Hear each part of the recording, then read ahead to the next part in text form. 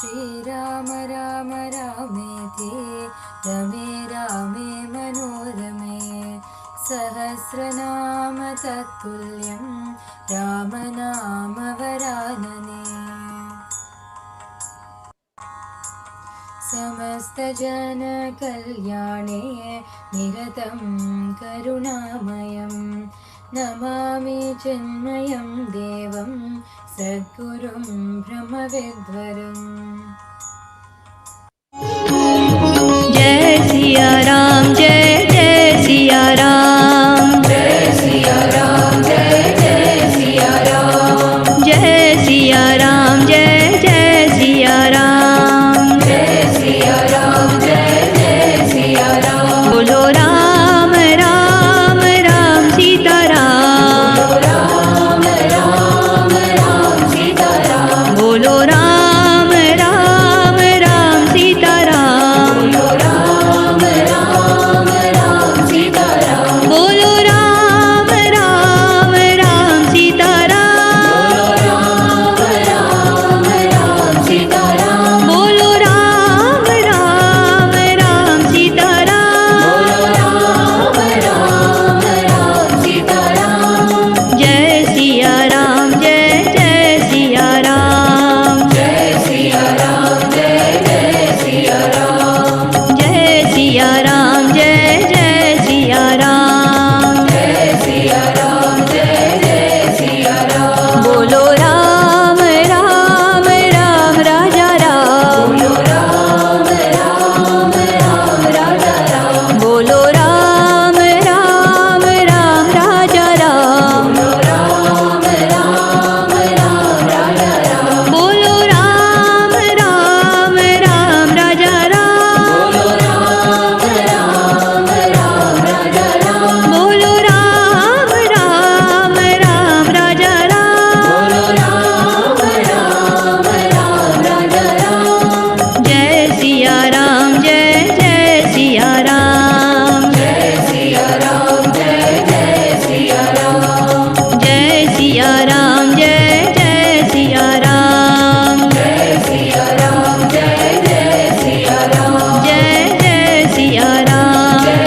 जय सिया राम जय जय सिया राम जय जय Siya Ram.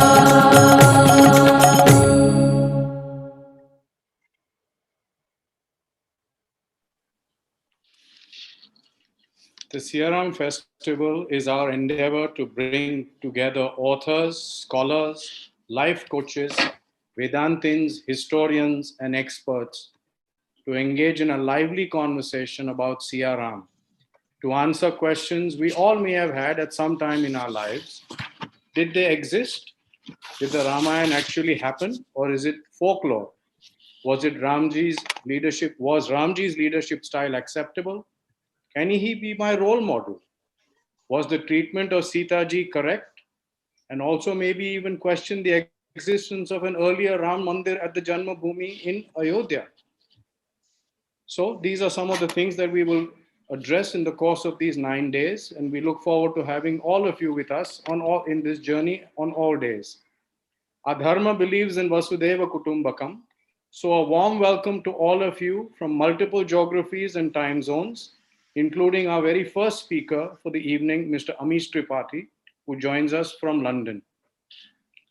Mr. Tripathi has successfully transitioned across 3 professions when most struggle through one. An IIM graduate banker who became the largest selling Indian author with over 5.5 million copies on subjects near and dear to almost all Indians, the Shiva Trilogy and the Ram Chandra series, apart from many others. His books have been translated into 20 Indian and international languages, winning accolades for his engaging storytelling and religious symbolism. I look forward to reading his latest book, Dharma, Decoding the Epics for a Meaningful Life, co-authored with his sister Bhavna Roy.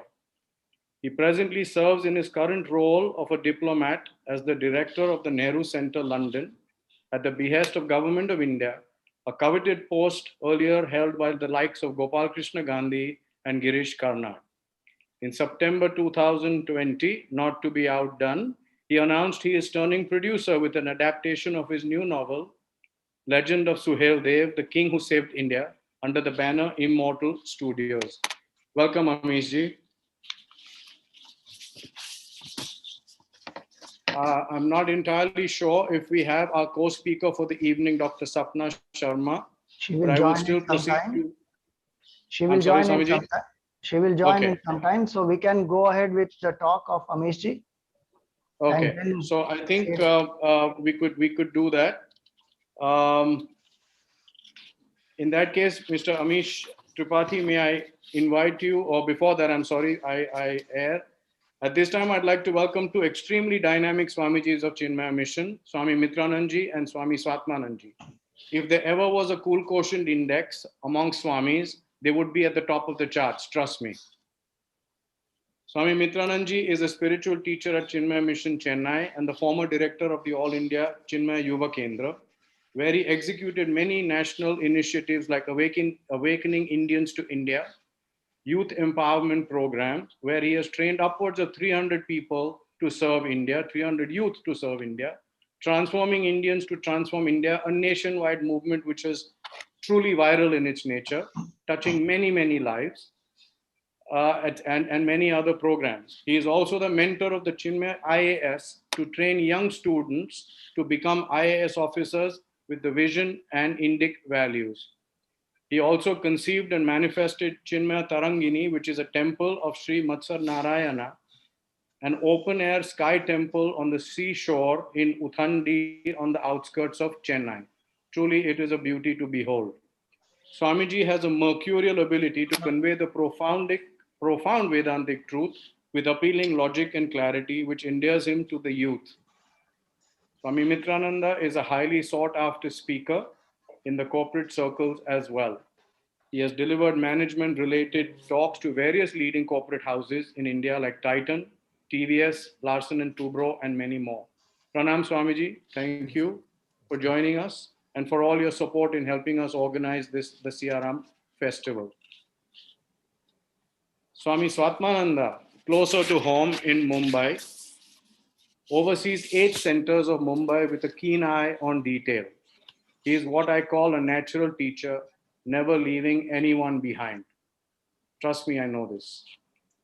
During the pandemic, he has increased his reach exponentially, treating people to various aspects of spiritual learning, straddling multiple aspects of social media. Swamiji deftly uses technology to share his knowledge and nuances beyond the printed word. Swamiji is very easily accessible on social media as well. You will find his channel, Chinmaya Shivam on YouTube, has exhaustive content. Hari Om Swamiji. A warm welcome to our audience, all our Swamins and office bearers of Chinmaya Mission as well. So before we proceed, I'd just try and list out how the course of the evening will proceed. We'd first hear from Amish ji, following which we will have a question and answer between our guests, our 2 Swamis, and hopefully Dr. Sapna Sharma will be joining us by then. And these questions would be put to Amish ji. In the meantime, we invite the audience also to type in their questions in the chat box. We will attempt to answer as many questions as we can. Whilst you type your question, please do address who this question is for. It makes our job that much easier. With that, I request Amish ji, if you could share your thoughts with us this evening about our topic, our SiyaRam Relevant Today. Over to you, Amish ji. Thank you. Thank you so much, Milind ji, and my apologies. I'm a little under the weather, a little unwell. So I'll keep my remarks short, and then we can have a conversation with Swamiji. I think the best way to answer this are Goddess Sita and Lord together for a larger civic purpose. We are very passionate, freedom-loving, creative people, and that's a part of our strength. But I don't think anyone can accuse Indians of being compliant, law-abiding people. And I'm not saying that we should forget our natural freedom-loving, passionate way and go completely on the other extreme. But if there's one thing we can learn from Lord Ram and Goddess Sita, it's the value of rules, the value of duty, the value of thinking, of the larger civic purpose as well. What as a country we are suffering in the COVID pandemic brings this out in greater relief, in even more greater relief. If we as a society are not disciplined, if we as a society do not wear mask when we go out, if we as a society are not responsible in our behavior, because COVID truly, and if you know, if you're exhibiting symptoms, if you have a slight fever, if you yourself do not police yourself and are not careful, then you're spreading it to others. And this is why the second wave has hit us so much more. We will technically wear masks because we don't want to be fined by the police, but the mask will be around our chins. This shows our rebellious nature, and I'm not deriding that rebellious nature. That rebellious nature is good, freedom-loving, passionate nature. But from Lord Ram and Goddess Sita, what we can learn is the value of rules as well. Perhaps we can balance ourselves a little bit. A time like this, when a pandemic is causing so much chaos throughout the world, it brings in the value of rules, of order, of people thinking, of the larger unit and of the country, and being responsible for that as well. And that is one thing that I think we can learn from Lord Ram. And in fact, this is just one idea. Many other ideas like this, and in fact, I've written an article on this, that perhaps the rebuilding of our great Ram Janmabhoomi temple in Ayodhya can be an opportunity for all of us to explore that we should not only remember Lord Ram, we should learn from Lord Ram as well. All of us remember Lord Ram. How many of us actually learn from him and Goddess Sita? Can we use this occasion of the rebuilding of our temple to explore the various versions of the Ramayana, and more importantly, explore the philosophies that are detailed out more specifically in the Yoga Vasishtha, which can help us learn what Ram Rajya should be in our modern day. What can we learn from Lord Ram and Goddess Sita and apply in our own lives? So I guess the point I'm trying to make is there is no doubt that Lord Ram and Goddess Sita continue to remain relevant in today's day. Modern Indians of all religions, of all regions, of all languages, of all caste groups, of all communities across India, all of us love Lord Ram and Goddess Sita, but are we learning from them? That is the question I'd like to put across, and that is something perhaps we should explore. What can we learn from them that we can apply in our own lives and make ourselves better citizens and make our country a better country, so that it can take its rightful place in the comity of nations. These are the thoughts I'd like to leave with you, and then very happy to take questions which we can answer, and we can explore this subject in greater detail.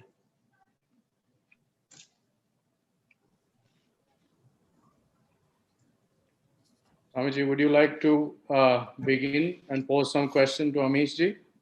Swatmananda, go ahead. Yes, Swami. Just 1 minute. Can see you, Swamiji. Yes. Namaste, Mitranandji. Namaste, Swatmanandji. Amish ji, thank you for being here today, and especially when you are not well. Really appreciate your presence here. I wanted to ask you a simple question. You know, many people today, especially after your third book has come out about Ravan, so 3 books that you wrote on the Ramchandra series, definitely a lot of them await the other books. But there is a lot of youth which thinks that Ravan is much more meritorious than Ram. Yeah. And there are lots of strong arguments for it. I'm sure you know many of them. What would you tell such youth? Because they're very, very convinced about that, and they feel that to live like Ram today is impractical. So what would you say to them? Swamiji, very good question. I think in today's day, what has happened is dark has become more popular than light. It's the atmosphere of today. And I'm not saying it's right or wrong. It's just the way it is. It's the atmosphere of today. You see that in modern movies, and it especially comes more from the West.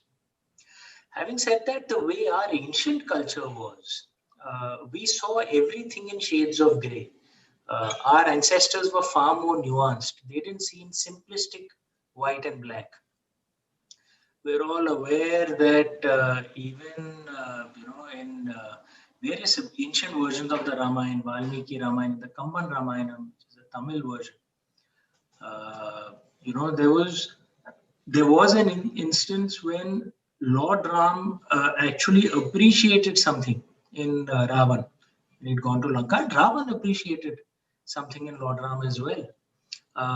So there was respect. There is a folk tradition story in UP and Bihar, where I come from, UP, where it is believed that when Ravan lay dying on the battlefield, Lord Ram told Lord Lakshman that Ravan may have been our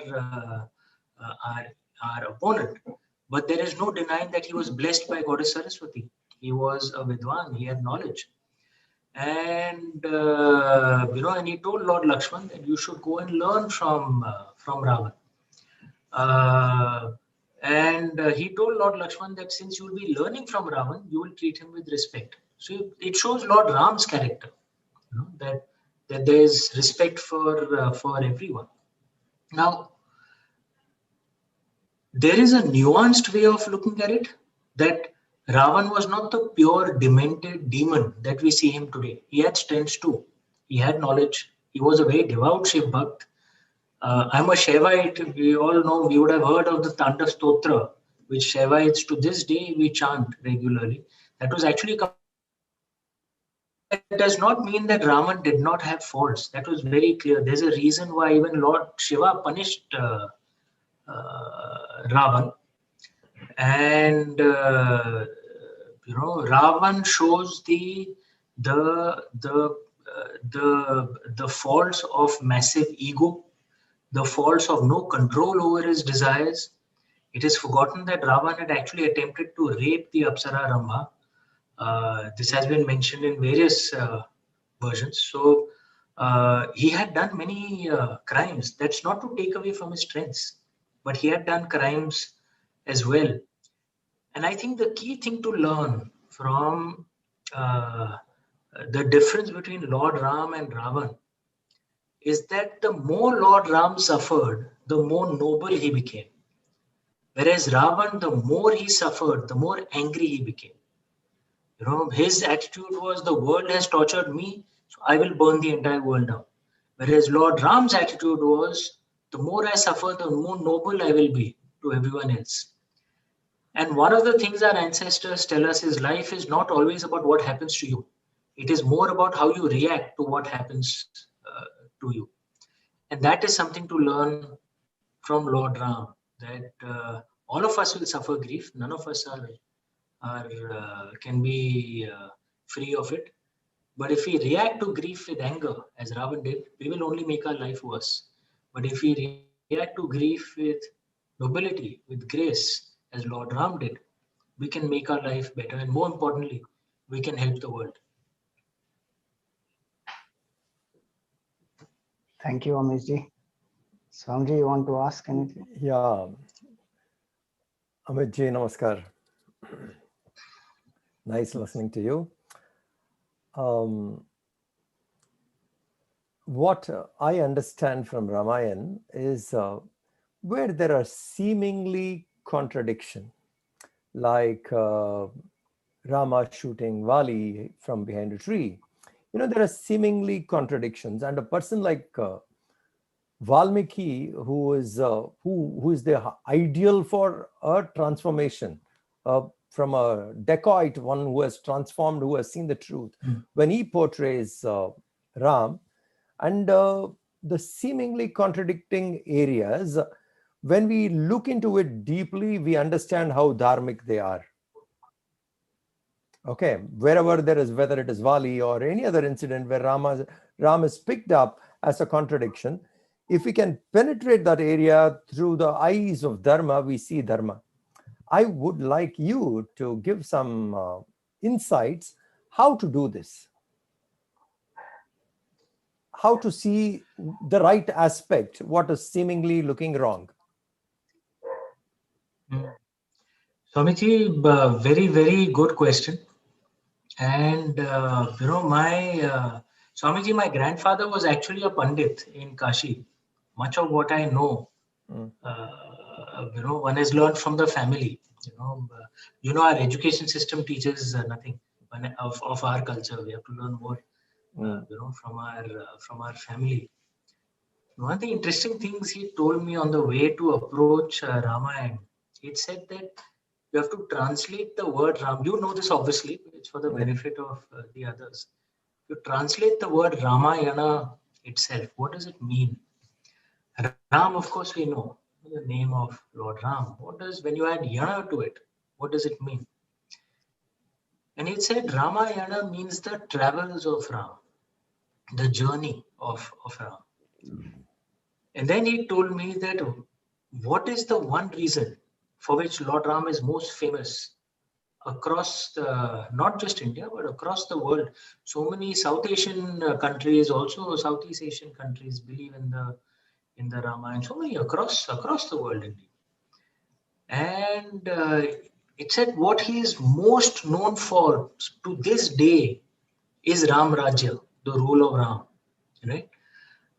It's the ideal way to run a society, ideal way to run a nation.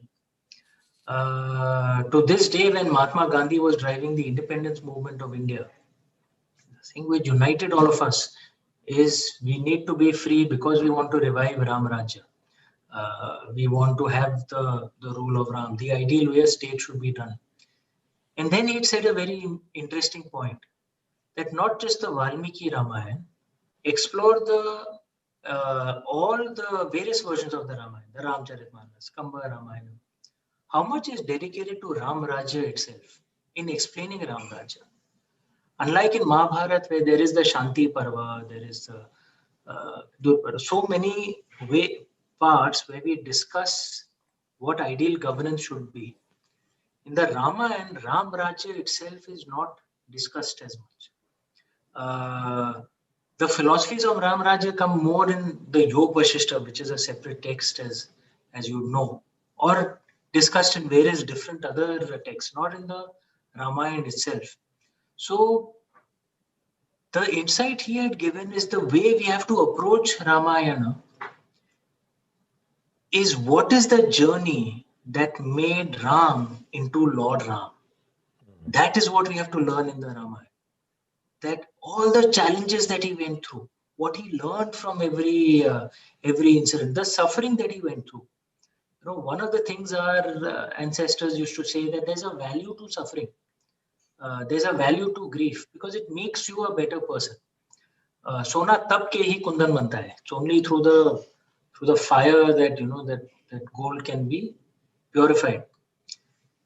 And if we look at the Ramayana from that perspective, what he learned through all his troubles, his tribulations, his suffering, which is what made him into the great king who created Ram Rajya, where everything was perfect. If we see it from this perspective, then many of the incidents, see it from a perspective of what he learns from it and how he becomes a better leader, a ruler at the end.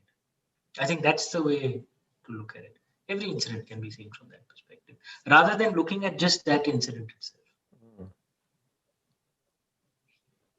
Thank you, Amit. Yeah. Ameshji, on a personal note, earlier you have said that you were an atheist, and then you transformed into a believer. So could you share what was your transformation like, and what made you transform from an atheist to a believer? Yes, Swamiji, you are right. When I was in college, this was a long time back, 1990s, I had turned into an atheist. As you know, my family is very traditional and religious. So my parents weren't particularly happy about it, but they weren't angry either, because, as my Babaji, my grandfather also used to say, that in the Indian way, it is not so important whether you have faith or not. What is more important is your karma should be good. Your karma should be in line with dharma. Because like the Sankhya school, the Mimamsa schools, they don't believe in a creator God. The Charvak, the Ajivikas did not believe in a creator God. So technically, by modern definition, they were atheists. But they were dharmic. They were part of our tradition. Because what unites all the dharmic religions, Hinduism, Buddhism, Jainism, Sikhism, is the belief in dharma, the belief in reincarnation, that our karma defines what we, what happens to us, either in this life or the next. So I went through that journey. They weren't, like I said, they weren't happy about it, but they didn't try and force me and my twin brother, no, you cannot be atheist. And I returned to faith more with the writing of Immortals of Meluha, my first book. The book kind of brought me back to faith. And I'm specifying back to faith because I grew up obviously being, deeply because it was a very religious family that I grew up in. And I think perhaps that journey had some purpose, because I'd learned a lot of things from my grandfather, from my family, and then I went through that journey and I came back. That same knowledge, I could look at it from a different perspective. That probably helped. And also what brought me back to faith. This is the beauty of Murti Puja and why the divine comes to us in different forms. Like for someone like me, Lord Shiva is my Aradhya. Is the God I worship. For someone, it can be for someone, it can be Goddess Durga, Ma Kali. We have various different forms of the divine, and there's no false gods in the Indian way. All of us have a right to find our own path. And the reason for that is the divine comes to us in different forms because we are different. So people who are, I guess, more rebellious, like I am, we obviously find Lord Shiva more exciting. People who are compliant, find Lord Ram more exciting. People who are passionate and enjoy the rasas of life find Lord Krishna, more exciting. People who are feminists find Mata more exciting. So all of us have our own paths, and nothing is right or wrong. For someone like me, I guess Lord Shiva is the ideal God to pull me back to faith, because he's also a rebel among the gods. He's also, as one of my younger readers said, the dude of the gods. Right. So you spoke about Murti Puja. Many young people today and many so-called intellectuals also would scoff at it, and they would say Murti Puja is not required, and it is idolatry and many such things. What would you say to them, that why is it there in our culture? Should we dispense it off again? Because earlier we were worshippers of nature, and then Murti Puja came in, and so is it that one should do that today? Swamiji, I feel this is such an important issue that, in fact, I'm thinking one should actually write a book on it. So my sister and I are actually planning a book on Murti Puja and on the philosophical beauty of Murti Puja. Because I'll tell you that there was at an event, most of my readers are youngsters. So this was at an event a few years back at a lit fest. This youth came to me. He said, I was an atheist, but I read your books and I've rediscovered faith. very proud of my religion, etc. I'm a proud Hindu, but I'm not an idol worshipper. I just want to clarify. So I asked him, then, why? What is wrong in being an idol worshipper? So no. I mean, we all know idols is not God. So I said, it's not. I mean, who told you? No, God said. No. So I said, who? God came and told you personally that Murti is not God. And then there was a thought which struck me, which I've actually said a few times, that if you've seen over the last 2000 years, there have been idol rejecting cultures which have gone around the world massacring and wiping out entire civilizations simply because they did Murti Puja or they did idol worship. It didn't just happen in India, it happened across the world. Greco-Roman culture was wiped out, Pharaonic Egypt was wiped out, UK, the Celtic culture was wiped out, Central American culture was wiped out. We are one of the last surviving quote-unquote pagans. So idol rejecting cultures went around the world massacring idol worshipping cultures out of existence. You find almost no case study of the reverse. No idol worshipping culture went around the world killing idol rejectors simply because they are not worshipping idols. You know, it's worth thinking about. Why were idol rejectors killing idol worshippers simply because they worshipped idols? अरे तुझे नहीं करना मत करना, इसको क्यों मार रहे हो? तुम्हारा क्या जा रहा है? But the reverse never happened. It's not just in India. Nowhere in the world, no idol worshipping culture went around killing people simply because they were not worshipping idols. There's an intuitive liberalism that comes in when you actually do Murti Puja.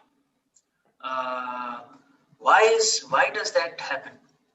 Because the philosophical grounding of Murti Puja is that we see the divine in everything, not just in the Murti, but in the rivers, in the mountains, in Mother Earth, in you, me. Namaste means I bow to the divine within you.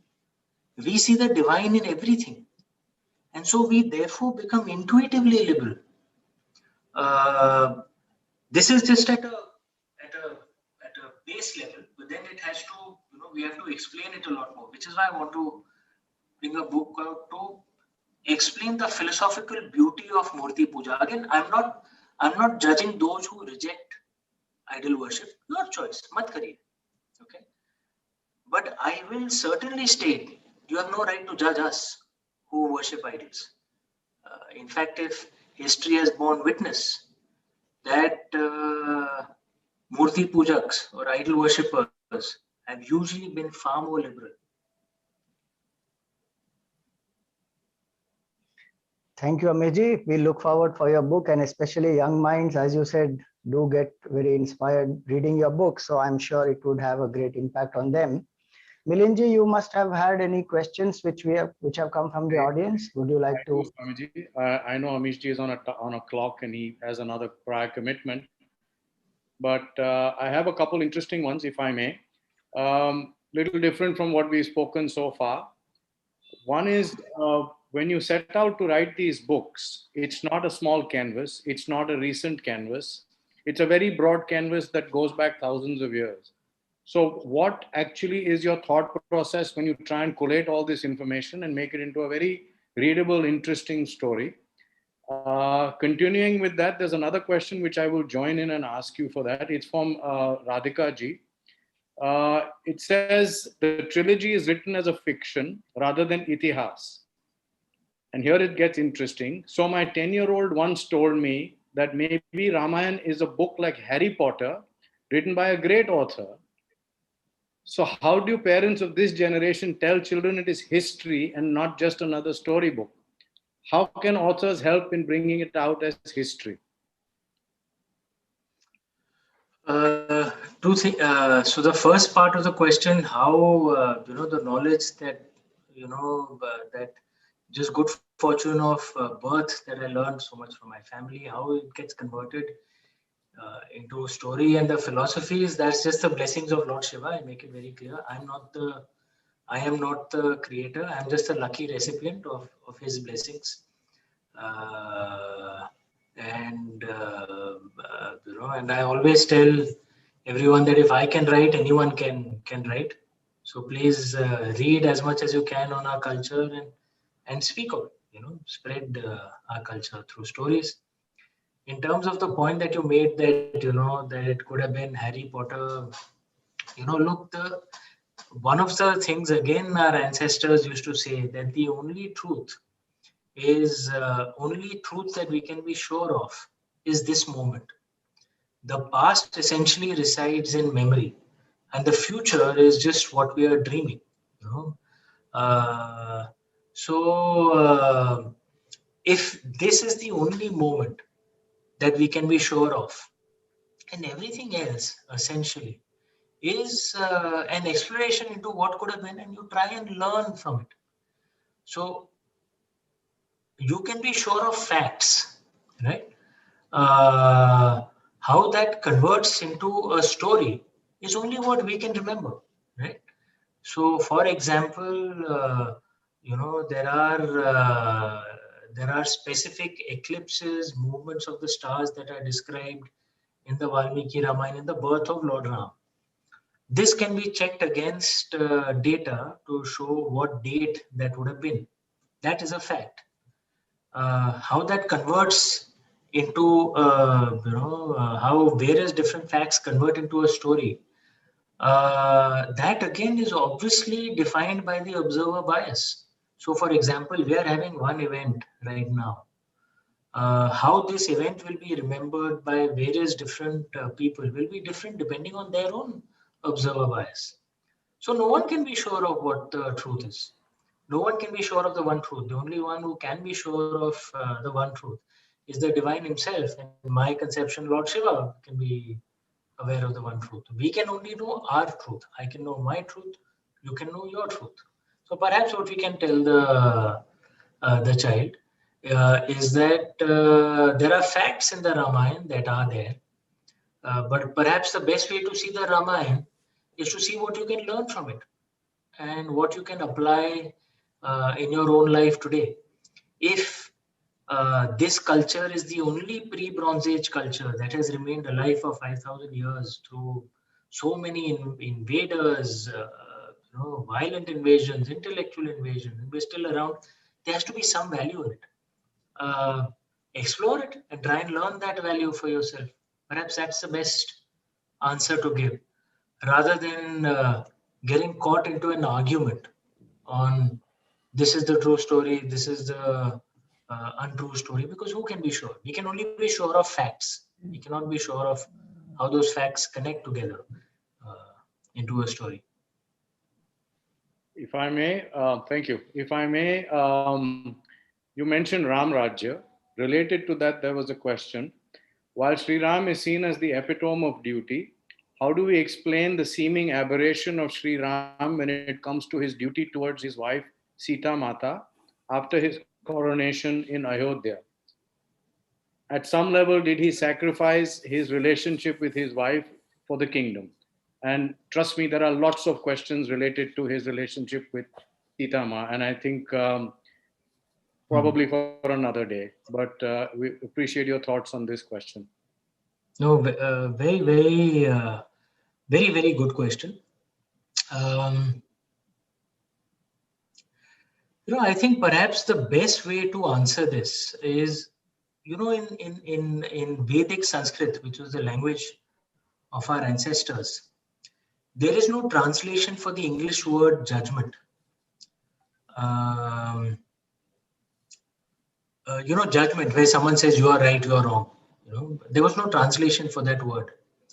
Just like there was no translation for the English word blasphemy either. Why didn't they have these translations? Because the concept didn't exist, so they didn't have a word for it, right? So judgment, where someone says you are right, you are wrong, these concepts didn't exist in ancient times, because there was only cause and effect. There was, it's not even God who came to judge you. No one judged you. Our approach always, our ancestors used to say, when you're looking at others, even the gods and goddesses, it was not to judge. It was to see and understand, and then apply the lessons in your own life.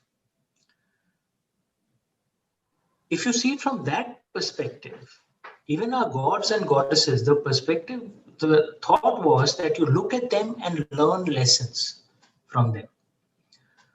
So you look at Lord Shiva and learn lessons from him to apply in your own life. You look at Goddess Sita, learn lessons from her to apply in your own life. You look at Lord Ram, Lord Krishna, learn lessons from them to apply in your own life. So what does Lord Ram represent? What archetype does he represent? He's called Maryada Purushottam, which is often erroneously translated as ideal man, which is actually a half translation. Purushottam means ideal man. Maryada Purushottam means the ideal follower of laws. Okay? So Lord Ram is the archetype of the ideal follower of laws. So when we look at Lord Ram, we learn what are the strengths of an ideal follower of laws and what are the challenges. So the strengths of an ideal follower of laws is usually such a leader is very good for the society that he or she leads, creates a wonderful way of life, is good for the people. But usually such a leader has a lot of challenges in his personal life. Lord Ram is not the only ideal follower of laws in our tradition. Gautam Buddha was actually also an ideal follower of laws. Mahatma Gandhi was in fact also an ideal follower of laws. He would set a code and then he would follow it, and you would expect his people to follow it as well. Now, if you see the three examples I've given to you, Lord Ram, Gautam Buddha, and Mahatma Gandhi, they were very good for the societies that they led, no doubt about it. All of them, if you notice, had challenges in their personal life. All of them. Now, I'm not saying this is right or wrong. It's just the way it is, right? And if you want to be an ideal follower of laws, be aware that you could be good for the society, but you'll have challenges in your family life, because family should not have the rule of law, it should have the rule of love. Now, in our tradition, there's another archetype as well, Dhritarashtra, right? Who's the other extreme? That it's not about ideal follower of laws, it's an ideal follower of love. So he will not be so good for the society, but will do everything for his family. Again, no judgment. There's no right or wrong, right? Even in the modern day, you'll find we've had leaders like this. Leaders who are completely family oriented will sacrifice the country for the family. And leaders who are completely country oriented will sacrifice their family for their country. I'm not saying neither is right or wrong. And like I said, in our ancient way, it was never about judgment. It was about looking and learning. So this is just without judgment. If you look at Lord Ram, then yes, if you're one of his people, one of his societies, then you have every reason to love him because he was so good for the society. If you're one of his family members, his wife, his children, perhaps you have reason to complain. And again, no judgment. It's just the way it is. Learn and see what you can apply in your own life. Amiji, if I may just ask you a last question, which has come actually from the audience. One Kavita Vishwanathji, she is asking, if Sita Mata herself is a goddess warrior, then why did she not kill Ravan? Based on your book, Sita the Warrior of Mithila. So you'll have to wait for the fourth book, because Sita Warrior of Mithila ends with the kidnapping of Goddess Sita. And if you remember, at that time, she was outnumbered 200 to 1. And even then, she did not quietly surrender. She may have been outnumbered 200 to 1, but she charged. She charged against the enemy. And that shows her strength as a warrior. And in fact, the inspiration for Sita, Warrior of Mithila, comes from an ancient version called the Adbhut Ramayana, which is also credited to Valmiki ji. There are three Ramayans, three versions of the Ramayana credited to Valmiki ji. One is, of course, the Valmiki Ramayana. Second is the Ananda Ramayana, and the third is the Adbhut Ramayana. And in fact, I've drawn inspiration from all of them and a few other versions of the Ramayana as well to write my Ramchandra series. So the inspiration for a battle close to the sea between Ravan and Lord Dashrath actually is drawn at the beginning of the book is actually drawn from the Anand Ramayana. And and Sita Ma as a warrior comes actually from the Adbhut Ramayana. So there will be a war of Lanka, and you see how Sita Ma fights in the battle there. But I mean, while you wait for that, I would certainly encourage all of you, check out Adbhut Ramayana. It is a fantastic version of the Ramayana. You'll love it. Thank you, Amish ji, and especially for mentioning about Adbhut Ramayana and the sources. People can definitely go back to the source books, and that would be very inspiring. Thank you very much for being with us today and sharing your valuable insights. I'm sure many young people here are very inspired by your books and will continue to do so. We look forward for the movies which are getting made on these books. Thank you, Swami Swatmananda ji. Thank you, Swami Mitrananda ji. And thank you, Chinmaya Mission, for the wonderful work that you're doing to revive Dharma and to build India into a greater nation. Amish, Sorry, Swami. I'm so happy that you're doing a movie or a production on Suhaldev. Recently, we are writing on Indian history for 6th, 7th, and 8th standard, completely rewriting. So I have dedicated one chapter for him. So I was very happy when I heard that you're going to do a production on Suhaldev. Congratulations. Understand affection. What is this going on? I will kill this one.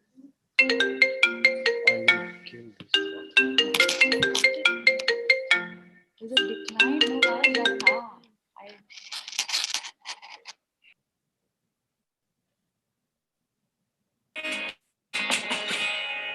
Sorry, Swamiji. Few tech issues.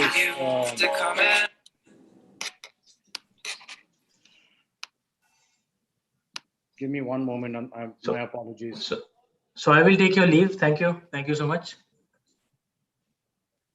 Thank you, Amish ji. Thank you.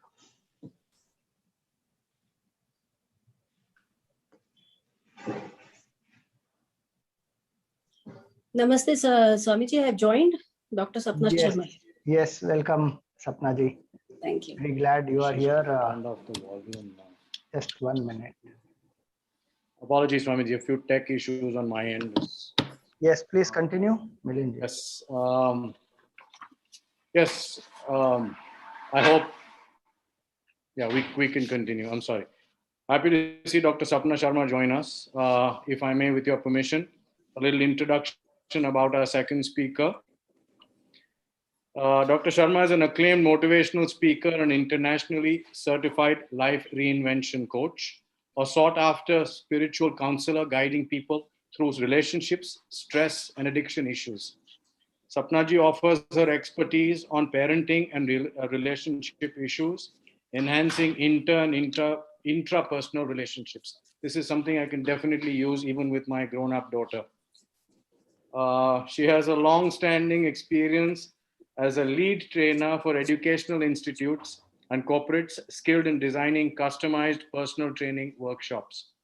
She has earlier also been an eye surgeon for 10 years before she chose to explore her natural calling as a trainer and counselor. Dr. Sharma has authored 2 interesting books, Spiritual Parenting and For the Love of Me. You can read her latest blog on her website, sapnasharma.com, about a condition we all suffer from, FOMO, fear of missing out. The blog is titled, What is the Fear of Missing Out? So although I'm sure this evening we will not miss out on what Dr. Sapna Sharma has to talk to us about, the topic for this evening, are SiyaRam relevant today, Dr. Sharma? We'd love to hear from you. Thank you. Thank you so much. Thank you for that lovely introduction. Am I audible clearly? Yep. Yes. Very, very good evening to all of you. And the topic has always been very, very interesting to me. As a child, I was a voracious reader, and the best source that I could get was Amar Chitra Katha. I'm sure that most of us who are fond of reading know what it added to our life. And mythology, of course, the source was Amar Chitra Katha. And I read a lot. But as I grew up, I had questions. And about a lot of characters, I had different questions. And then I started realizing that many people had questions about so many characters from our mythology. And others had questions too. Most of the questions were always around Lord Ram and Sita.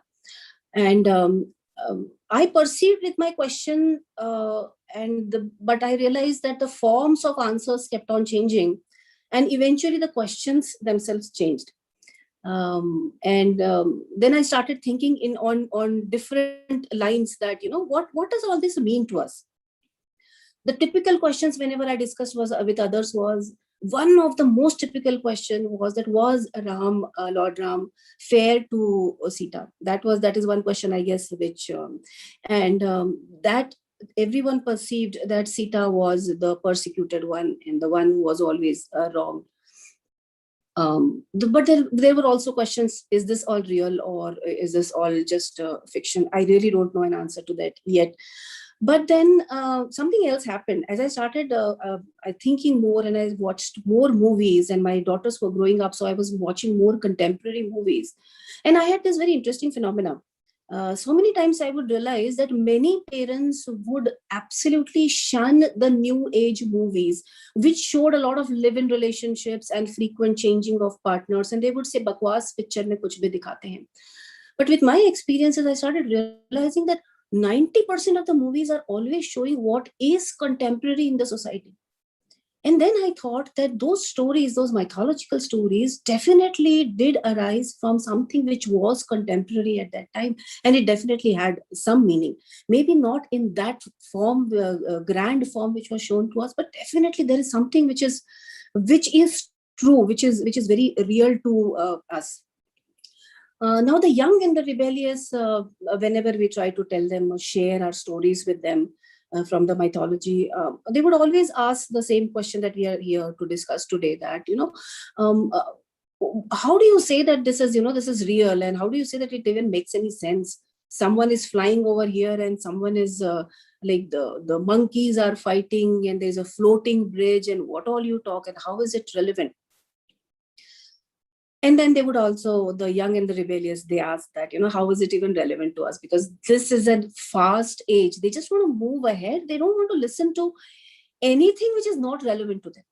So this was the question, how is it even relevant to them? So my question, the questions that I had seemed more logical, and I set out on a quest to think, and I got many different versions of answers. Like, there are some who still believe that a wife should be like Sita, meaning they particularly quote that, wife should be she should quietly follow her husband and not question back, and basically accept whatever her fate is.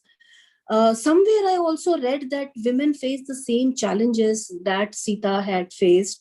And if you are not facing those challenges, then we are the privileged ones.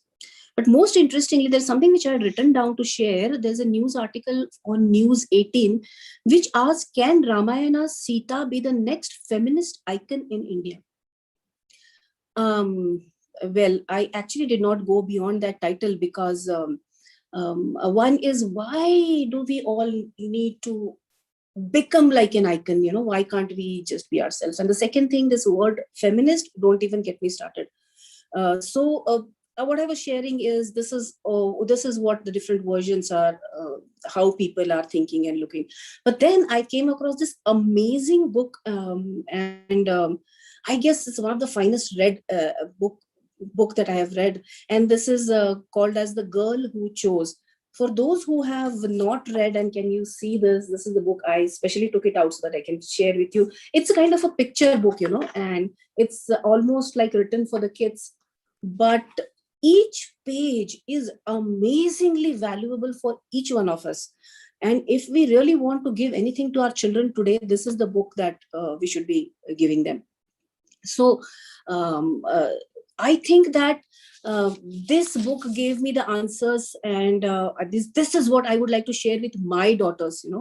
My daughters, my elder one who's 24 and the younger one who's 19, absolutely the today's age children. And if I have to give anything from my past, from my mythology, from my ancestry, this is the form in which I would like to present to them. So I'll directly come to the choices.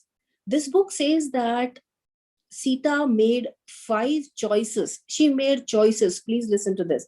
And everything in Ramayana changed because of these 5 choices that Sita made. So I'll just first state the 5 choices and then we can move ahead. One of the first choices, going to the forest with Rama. She was not supposed to go. It was not in the culture that, the wife would go out to something as dangerous and as uncharted path as going to a forest. Even Lord Rama had told her, no, you don't come. But then she made a choice to go with Rama. Can you just imagine that had Sri Ram gone alone to the forest, a lot of the Ramayana would not have been there at all. The choice that Sita made. So that was the first choice that she made consciously. She made that choice to go with Lord Rama. Next, we all know that the story about the Swarnamrug and Lakshman drawing a Lakshman Resha, which is famously called as Lakshman Resha, and giving specific instruction to Sita Mata, please do not step out of this, you're going to be safe inside. Okay. Clear instructions were given. She could have stayed there safe, but she chose to cross the line. Please understand this. She chose to cross the line. I'm going to talk about the relevance of this choosing, how it is relevant to today's children and today's youngsters. So she chose to cross the Lakshman Resha. And the third choice was when Hanumana went he burnt the entire Lanka, and he could have easily taken Sita Mata with her, and that would have been an end of a lot of things.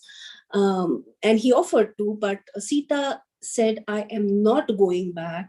Lord Rama has to come and fight with Ravana, kill him, and save my honor and take me back. Third choice, which set a different course for Ramayana altogether. So that was Sita's choice. Please understand this. That was Sita's choice. Then the fourth choice was when Rama freed her. He said that I have freed you, and you are free to go anywhere. So you are free to go anywhere, and Sita said that I want to come with you. Another choice. Rama said, but people will have questions about your chastity and that you stayed with a very, very powerful person. So they're going to doubt. And Sita chose to believe in the goodness of people. And she said that as the customs and rituals are, I'll do the Agni Pariksha, but I'll come with you. Because she truly believed that it's going to be a good life after this, but she made a choice.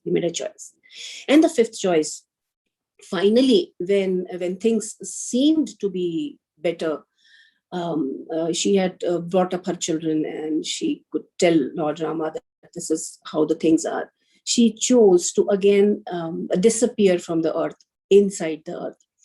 5 choices that Sita Mata has made. Now, why is this relevant in today's generation? First of all, because I'm a parenting coach and I'm a parent, let me tell you, one thing which today's generation parents are not teaching their children at all is basically the consequences of their choices. I'm very sorry to say this, but right from childhood, when the child starts losing his pencils and erasers and those small things, parents immediately provide a second or third option, telling the child, don't worry, you will be taken care of whichever way you behave.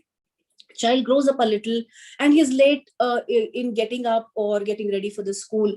And immediately what happens is, as the child goes out of the house and he leaves and he realizes that he's missed the bus or the auto or whatever, the parent immediately picks his vehicle and drives like mad through the traffic to ensure that the child gets to the school. Going further, I've seen so many parents, when the children in their hurry because they're disorganized, they miss their tiffin at home, the parents leave their offices and ensure that the child gets the tiffin. These are just few of the examples which I'm trying to set here. It is us who are telling our children regularly and continuously, you do not have to bother about your choices. If the child is not behaving right, if the child is not performing well in the school, and if he gets punishment in the school, a very, very sorry state of affair is that most of the parents go and fight with the teachers. You have got no right to behave this way with my child. choices. They are making choices every day, but what they are growing up to believe is we are not responsible for our choices. And what choices can do? What better example than to read a book like this or any other book to them and help them understand from these facts of life from this perspective that every choice is going to have a consequences. It's not about good choice or bad choice, but if you make a choice today, you're going to have a consequence. And secondly, everything that you do, you are actually making a choice in this moment. And that is something which is very, very important for this young generation to understand. Nothing is out of your hand, because what I am seeing frequently, I'm sure that most of you must have also experienced, is the children want to blame others. They want to blame the parents. They do that every single day. They want to blame they want to blame the teachers. They want to blame the school. They want to blame the system. They want to blame the government. They want to blame the God. They want to blame everyone, but not themselves. The consequence, we are creating a force of weak people who believe that life should be easy for us. And secondly, they also believe that everyone else is responsible for the state that I am. Where I stand today at 50 years of age, have faced all sorts of issues that a normal person can imagine. Why am I able to stand after falling down 100 times? I feel it's directly because when I committed mistakes in the childhood, my parents did not make me feel that it's okay, sweetheart, we will take care of it. There are, of course, ways of handling it, and this is not a parenting class, but the effect of choices and understanding that what choices can do to our life is nothing more than understanding, even similarly, if we talk about Mahabharata, Draupadi's choices is something which is questioned always in every situation, the choices that we are making. The first choice when Sita made, she could have had a safe and luxurious life versus the life of a dutiful wife, but that's not very luxurious. These are the questions that we face every single day. I want to put hard work into studies, and trust me, it's not good for anyone. It's a boring thing. It's a bad thing. It's everything else. But putting my hard work or blaming everyone at the end of it. Unfortunately, I am meeting more and more youngsters who are into the second zone. I have met people who have youngsters who are not able to take up job or keep the job, and they keep returning back to the house. And often they tell me that when I was young and I did not like a school, my parents said that, "Acha beta, acha nahi laga, we will change the school for you." And then when I went to the college and I was not happy with the friends, my parents helped me to change the college. And I don't like this job now. They should keep on helping me. The consequences of the choices. Every time there is going to be an easy way out, and every time there is going to be a difficult choice to make in the same situation. Can we help our children understand the effect of choices? Sita, the story of Sita, the story of Ramayana, the story of Mahabharata, so relevant to each of us. Only thing is that, I think we have to talk to our children in a different language. If we just say that, this is our heritage and you should know about it, trust me, they're not interested at all. But if we can let them understand how it is relevant, relevance is what this generation is looking for. And relevance is what gives anything authenticity. And now I think it's the time that we have to start thinking and looking into each of these characters and their stories about the relevance of the life of these are profound stories that we have to share with our children. I would like to share something from this book, because I think this is something that I cannot put in my own words. So it's a beautiful picture. I'll show you. This is depicting when Sita was to decide whether I cross the Lakshman Resha or not. So just have a look at this picture. And there are choices and the consequences which are given over here. I'll just read them to you. So she says that inside this line is human society full of rules. Please understand, put your daughter or your son there. Inside this line is human society full of rules. They don't like any rules. Okay. Or outside this line is the forest where there are no rules. Now, this is one way that the youngsters really want to look at it, that here there are too much of rule and they are binding me and they're making my life miserable. The other side is like all fun. Mom, why can't you see? Okay, why can't you see? Yes, Harishji, I'm referring to Devdatta Patnaik's book. So outside this line is the forest and there are no rules. But there is second way, another way of looking at this is inside this life, I am safe or am I a prisoner? I remember that when my daughter was about 10 years old, she would demand too many things just at 10 years old. And one day she asked me that, when are you going to give me my freedom? And I was like, what does even freedom mean to her? But it's a concept that she felt that mother is holding me back. Is the story which is very, very commonly known that, small children feel that the kite, the thread is holding the kite back. But what is the importance of the thread? So understanding that inside here is rule, am I stuck or am I safe? Which approach do I take for life? And then outside the line, I am not safe, but am I really free? Please, friends, think about these. Outside this line, I am not safe. Maybe, as my mother says, as my parents say, but am I really free? That is another question that this generation wants to ask, understand, because what is the meaning of freedom? What is unlimited freedom going to give to them? And what better way of explaining to them rather than using, other than using something like this? I mean, this is amazing, the simplest and the profound. So I've written about this book and I keep reading it today. And a couple of days back, I started reading it back. And I thought that I want to share every page with each one of you because every word is very less text. And you can finish reading it like in 2 hours max. But so less text and every single word is going to provoke new thoughts in you. So when you are talking about the relevance here, she says that Sita makes choices. I'm just going to read because I cannot do justice to this in my own words. Sita makes choices, but she also follows rules. Now, this is where the relevance comes. You have your own freedom, but there are certain rules. Sita makes choices, but she follows rules when they help people, such as the rule of feeding hungry people or the rule of wife staying true to husband despite of temptation. But she also breaks rule. Again, how is this relevant today? But she also breaks rule when they harm rather than help people, such as the rule that wives must stay in the house while husbands go out, or the rule that says reputation is more important than the truth, or the rule that wives must obey their husbands without questions. These are the things which are to be questioned today because times have changed, relevance of things has changed, and there are two sides of everything. So all choices have consequences. Again, reading from the book, all choices have consequences. Sita chose to cross Lakshmana's line to feed a hungry man.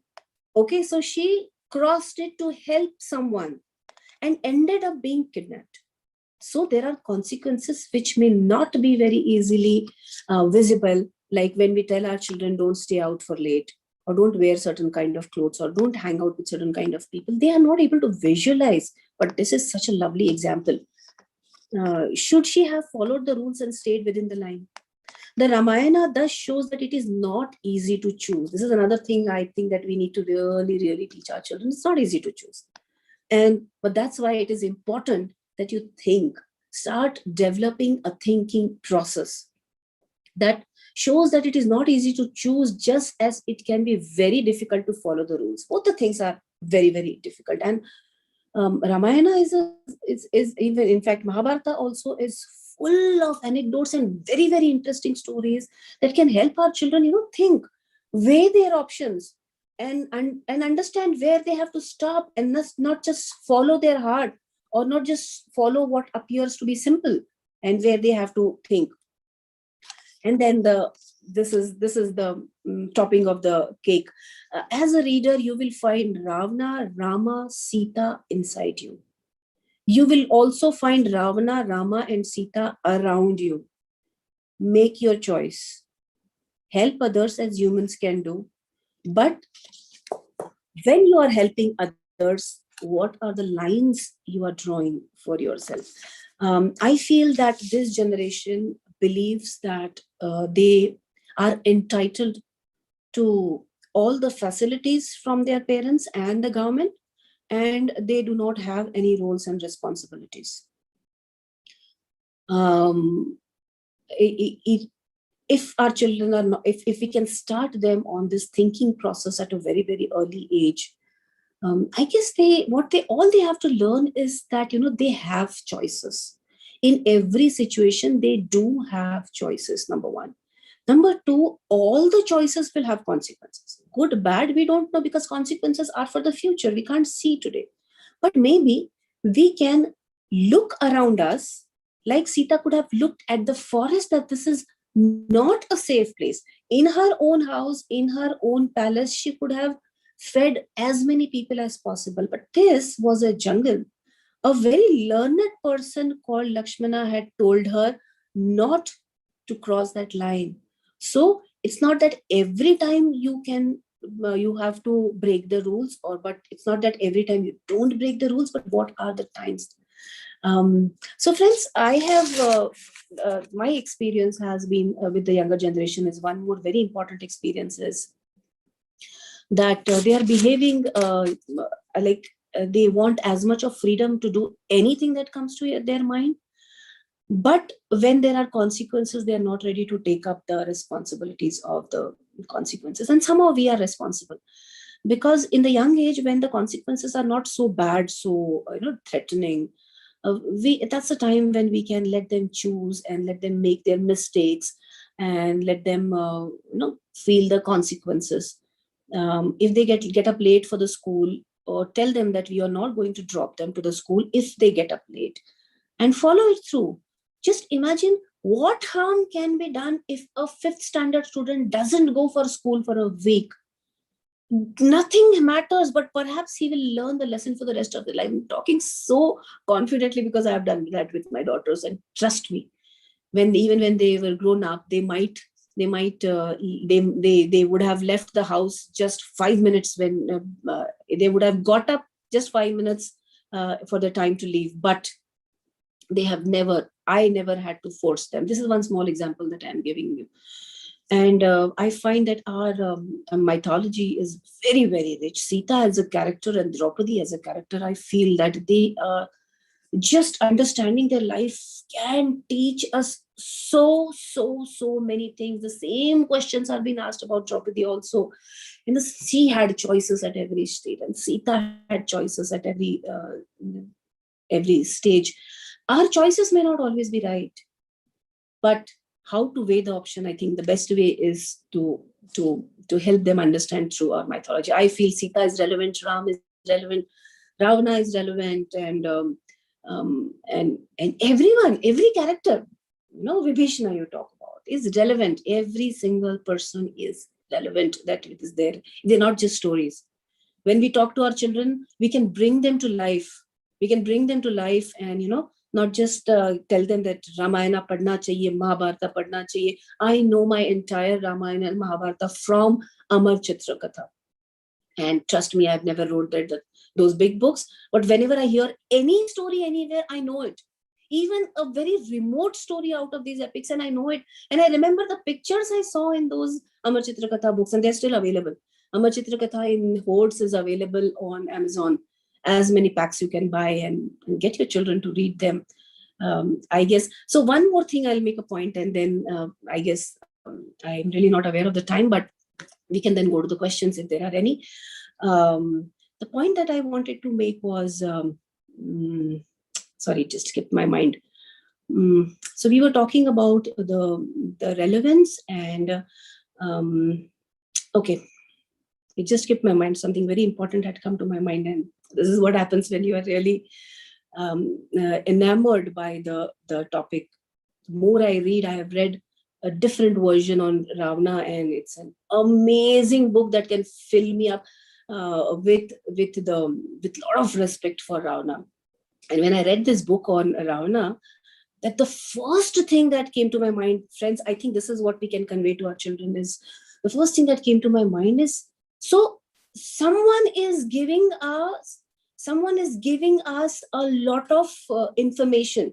Like it said that the history, the history is always written by the winners, and we just blindly follow it. Now, it's not just about these characters in our mythology, but even today, there is so much of gossip happening around us, and people just give us their opinion about someone, and we believe that it is true without giving that person a chance, or giving ourselves a chance to analyze that person differently. So these stories from our mythology can also help our children to understand, give them different versions of it, not the way it was given to us when we were growing up. And so the book about Ravana is called as Asura, and I'm very bad at remembering names, but you'll find it on the internet. The name is Asura. You should read. There is a book on Duryodhana, which is Ajay, I think. Amazing books, but they are written from the viewpoint of reaching out to the young people of today. So these young people of today have, they are very logical. I remember every time I would tell my daughter, don't go out at this time, and she would say, tell me why. And I would give her one reason, and she would say, no, this doesn't justify. Tell me why again. Okay, I would give her one more reason and say, why? So why is something they really need to have. And when we don't have answers, maybe this is what these books are. This someone just made a comment that this is not mythology, this is history. It's just a matter of what we call it. But yes, the important point about history that I wanted to make here is, I was helping a friend study for her B.Ed examinations. Okay, history was one of her subject. And history was one subject which I never liked as a child, because the way it was presented to us, it was like purely learning the dates and the names, which I really hated. So, but when I was reading that, the introductory pages of the course book said very nicely, it said why history is relevant. And they said that unless you have some knowledge of your history, you won't feel the way you are. Then I started thinking that I live in Nagpur. Why is it so important that I live in Nagpur? Why does it make sense? Because I have studied in my childhood days the subject called geography, which was very boring to most people. So Nagpur is a town which is in a state called Maharashtra, which is in a country called India, which is in Asia, and which is on a continent called Asia, and that's part of a huge globe which is called as Earth, which is part of the Milky Way, which is part of the universe. And suddenly I know where I stand, my place. Where am I? So if I am here today, unless I know what the women before me went through, how they have gone through, how the people have fought before me, how will I even value my freedom? This, what I am talking with you, this understanding, this my ability to read books, it is so important that unless we explain it in the historical perspective to our young generation, it's all taken for granted. Why? Everyone reads, what's the big deal? But the richness of it can come if we can explain this small thing to children. Because I feel that had history been explained to me in this way in my school days, told me, you are because history was, suddenly my approach to it would have changed altogether. So this is important to me. This is relevant to me. This is relevant to all of us. Everything which is in our past is relevant. And there is a lot of material available today. When I was growing up, those stories, Amar Chitrakatha, please have it for your kids. I think it's something which should not be non-negotiable at all. And books like this, thank you, Amish ji. Also, Amish ji has brought up everything in so many different ways. The way he has put up the whole Shiva trilogy and the books after that, and people like Devdutt Patnaik who are helping us understanding. They are dwelling into the history and mythology in a very, very different way and putting it up in front of us. I think as parents, what we can do is we can bring it to our children. Read with them, talk with them, discuss with them, not force them to believe anything. And I think we'll create more richer lives. And that's it. Any questions? I'm most ready to take up the questions. Thank you, Sapna ji, for the wonderful session that you had with us. I agree about the choices and the consequences part, and that definitely we must be very careful in making our choices. So taking that argument further, I also feel that while we may read very many authors, we must also go back to the original to understand what is there in the original. Yeah. And also understand the perspectives of those great masters who wrote, because when they write, they don't write only from an imaginatory perspective or a fiction perspective. They write from the depth which is born from purity, which is born from a certain clarity, which is born from a certain surrender. So if our youth and everybody can first read some of those, and there are today many wonderful commentaries also which are available, which can guide them into the real perspectives of why did Sita Mata make those choices. Then when we read the other books, we are able to have an appropriate opinion. So Swamiji, I would like to, can I say something here? Yes, please. This generation is very, very, they cannot concentrate, they cannot focus. They are the quick generation, they want everything fast and everything. So you give them anything big to read, you give them anything which is, where they have to use their brain a lot. One thing, as we are saying, that the culture of reading itself is going away. They want, everything visual. So anything which is quick to grasp. And that is why I feel that let them start with something which is more interesting to them. And once they find the interest, then we have the whole treasure there for them. So that this is my perspective of looking at it. No, I understand that it has to be appealing to the youth. It has to be short. But you see, the impressions which get made first are very, very important. And it is also true that there are some people who have also conveyed these authentic aspects in much more interesting way. And that's a journey as we have to keep picking up, that how to present things in an interesting way to the youth.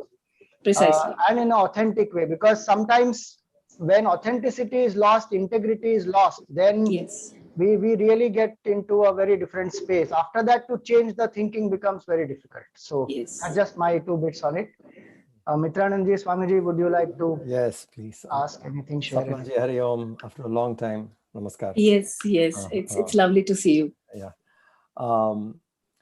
The best way of, I love your session, and particularly the choice, what you were talking about, what Sita had, is absolutely very, very fascinating. The only thing I would like to say is, see, Valmiki wrote Ramayana. And after almost 2000 years later, Vyasa wrote Ramayana. Yes. That is called Adhyatma Ramayana. And then probably another 3000 or 4000 years later, Kamban wrote Ramayana in Tamil. Then another famous Ramayana, which is Tulsi Das, which was 400 years old. So any of these beautiful interpretations, what people have made, are really fascinating. And today we have, like you said, the modern writers who take this ancient theme, like Amish came up with, or other authors you referred, have come up with something beautiful. But like Swatmananda said, I would also say the young people have to connect back to Valmiki. Yes. To see if what they say tallies with Valmiki. Yes. Because a gap of 7,000 years have passed from Valmiki to my interpretation today. So my interpretation should have a root to Valmiki. That's what I think. Absolutely, I agree. My only thing is that they don't have patience enough. So we have to start them up with something which is appealing to them. I'll complete. People like you should now interpret the original with your experience. From Valmiki Ramayana, if you take up something and start bringing it into your parenting concepts, so what you do, various things, Valmiki's vision or version would benefit a lot. For the depth of understanding what you have got, I just suggest that you should try those. That's a lovely suggestion. I would definitely think about it, and I would need your help for that. Sure. Chinmaya Mission is always open. And we are knowledge-based organization, not person. So we share the books and we explain the books always. Yeah. Milind, please go ahead with the questions if there are any. Yes, Sapna ji, would just like to say a big thank you very much. I just love the way you connected the dots between choices, consequences, entitlement and responsibility or lack thereof. I totally address or rather identify with all of this that you said, because I do have a young one in the house Yes. as well. But I couldn't agree with Swamiji more that yes, you are in a privileged position to probably inculcate or take this journey along with the youth as well. In any way that Chinmaya Mission can assist you, we are more than happy to do that. We also conduct sessions for the working population, but we are also happy to probably associate maybe on a parenting workshop as well, and maybe draw some of this. Would be my pleasure, absolutely. So we'd love to have you again. Thank you so much for joining us this evening. Thank you. Thank you so much. Swami Mitrananji, if I may, there was one question that was addressed earlier, which seemed interesting, and I was hoping I could get your view on it. One from the audience, the question was, Sita ji and Ramji are extremely similar in many ways. So firstly, your thought on that, if you agree or disagree. And if you had to point out one thing that differentiates them, what would it be? They were similar in many, many ways, and both of them knew themselves well, and both of them know each other well. Okay, that is their biggest strength. They know each other well. So they came out and played the role, the way in which each role should have been played. Used the choices, they played the role very well. And where they disagreed, I have not found anything till now. I have to find probably, look at it that way and then pick up maybe a possibility. But actually, I have not seen anything from the books, what I have read, that they've differed, serious differences were there on any issue. I have not seen anything that way. But identical, yes, most of them, almost everything was identical, because their understanding of the choice and dharma was very clear. They knew what is dharma, and they knew what is the consequence of their action. And they tried to keep the action as ideal as possible. So that's the way they went. Okay. The universal theme through the entire evening, from all the questions that we've received, and there have been many, unfortunately, we're not able to address all of them, has pretty much been this, the debate between dharma and personal relationships, which I asked Amish ji a little earlier about the Raj Dharma versus the personal dharma. So yes, the treatment of Sita Ma, all of these are on, sorry to say, expected lines, if you will, because this has been questions which are relevant to everybody.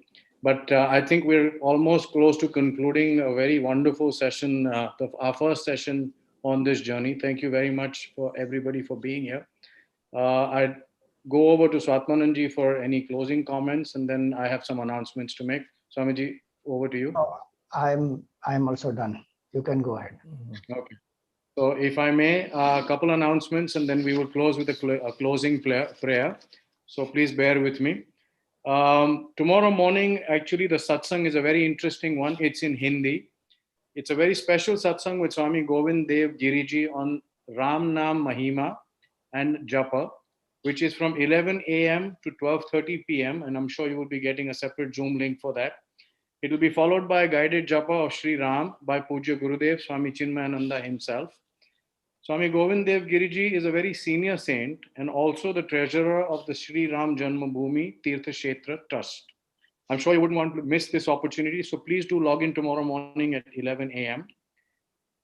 As you are aware, also, this festival is our humble tribute to the Sri Ram Mandir Ayodhya. We encourage you to support the Sri Ram Mandir through generous contributions. The payment link for your donations is available to you in your chat box. Please do take a moment to check that out, and probably we request you to do your bit as well. Swami Swatmananda conducts Tulsi Ramayana Satsangs every Sunday from 10 a.m. to 11 a.m. in English. Those interested can join these sessions. The link for that as well is in the chat box.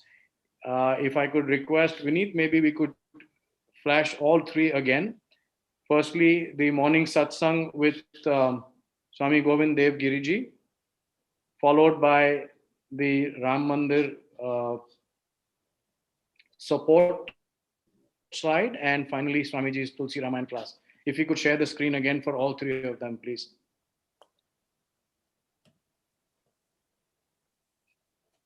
You can repost the links also, because now the chat is disabled, so people can see better. Right. So again, to repeat, this is from 11 a.m. to 12:30 p.m. tomorrow morning. It's a very beautiful The second one satsang. is It's going to be Govind Dev Ji satsang tomorrow. Swamiji has spoken on the Ramna Mahima. It's a very, very beautiful satsang that he spoke from his heart. It has come out. You will thoroughly enjoy it, and especially about Japa and the Mahima of the name of the Lord is very amazing. So do attend that. Yes, Milinji, and go we ahead. follow that up with our request for the support of the Ram Mandir. Again, the link is in the chat box. The account details are available to you there. Please feel free to proceed with your donations. And lastly, Swamiji's class on Tulsi Ramayana as well. That is 10 a.m. to 11 a.m. on Sundays. It has commenced from January 21, but to repeat myself, Swamiji is a compulsive and a wonderful teacher. You will thoroughly enjoy your journey. With that, we come to the conclusion of this evening. Thank you very much all for being there, and I'll just recite the closing prayers and then we could conclude.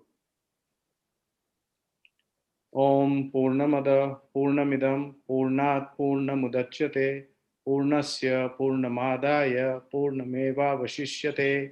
Om Shanti Shanti Shanti. Hari Om Shri Gurubhyo Namaha. Hari Om. Thank you, everybody. Stay safe, stay smart. Thank you again. Thank you.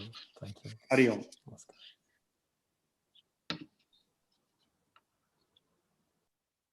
So we have also just shared on the chat a question answer session, because there were a lot of questions which came in the beginning of the session. So we were not able to take those questions up, and even through the later part, because 8:30 was our closing time. So there's a Q&A session on April 25th. The Zoom link details are shared.